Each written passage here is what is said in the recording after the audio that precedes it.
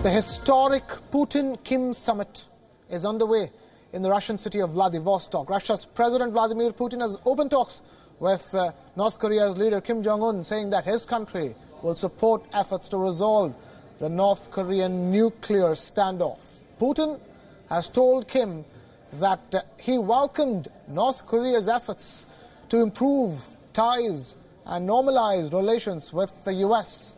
He has added that the talks should help better understand what Russia could do to support such negotiations. Сегодня в Россию послужит делу развития двухсторонних отношений и поможет нам лучше понять, какими путями мы можем урегулировать ситуацию на Корейском полуострове, что можем сделать вместе, что Россия может сделать для того, чтобы поддержать те процессы позитивные, которые сейчас происходят. On the other hand, Kim congratulated Putin on winning another 6-year term in the last year's elections.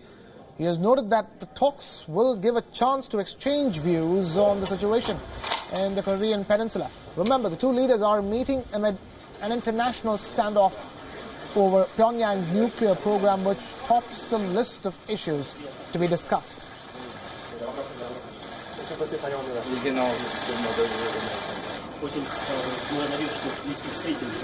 장년들 이렇게 서신으로도 축하 말씀드렸지만 이 기회에 다시 한번 지난해 대통령 선거에서 당신께서 위대한 러시아 인민을 용서할 그런 중임을 맡고 지금 정력적으로 이렇게 활동하고 계시는 데 대해서 축하 말씀을 드립니다. The nuclear program remains a source of deep concern for the international community. Pyongyang says that it has conducted 5 nuclear tests despite multiple efforts made to curtail it, which led to the US, Russia, China, Japan and South Korea engaging in multiple rounds of negotiations called 6-party talks. Hanoi's summit's failure has given Vladimir Putin an opportunity to revive Russia's relations with North Korea and its own image in the region. Like US and China, Russia is uncomfortable with North Korea being a nuclear state. If Vladimir Putin manages to have some say in this situation, he can then show that Russia has a strong presence in the region.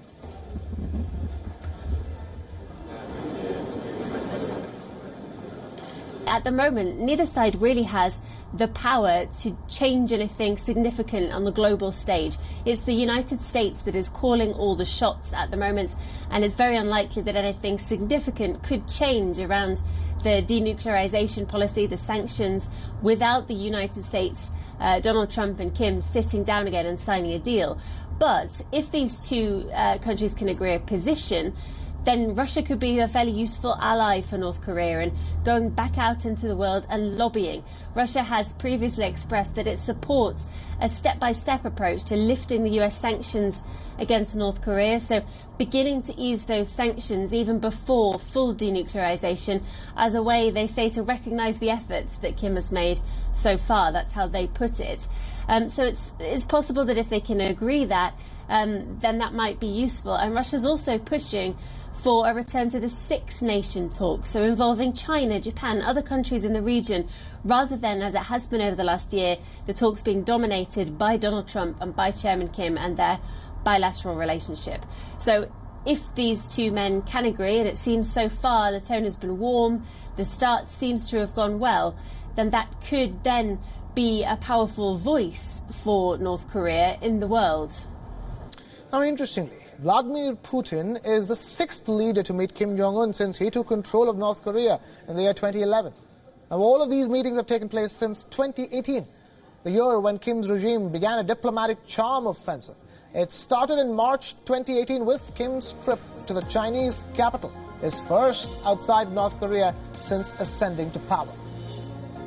He went on to make 4 more trips to China, visited Dalian in May 2018, was back in Beijing in June, and made another visit in January this year. South Korea's Moon Jae-in has met the North Korean leader a total of 3 times, all in 2018, twice at the demilitarized zone dividing the Korean peninsula, and once in a historic visit to Pyongyang. Remember, such inter-Korean summits have taken place only 5 times in history. The first such meeting since the division of the Korean peninsula was held in the year 2000. The meeting between US President Donald Trump and Kim Jong-un marked another historic first in the month of June last year, when the two leaders held talks and signed a joint statement agreeing to security guarantees and denuclearization of the Korean Peninsula. They met again in February this year for a summit in Hanoi in Vietnam, but it was cut short and no agreement was reached. On both his meetings with Trump, Kim also met the leaders of the two nations. Singapore's Prime Minister Lee Hsien Loong met Kim Jong-un on the sidelines of his first summit with Trump. Singapore was tapped to host the summit by the White House because of its neutrality and security. And in February this year, Kim bonded with his communist hosts in Vietnam when he met President Nguyen Phu Trong.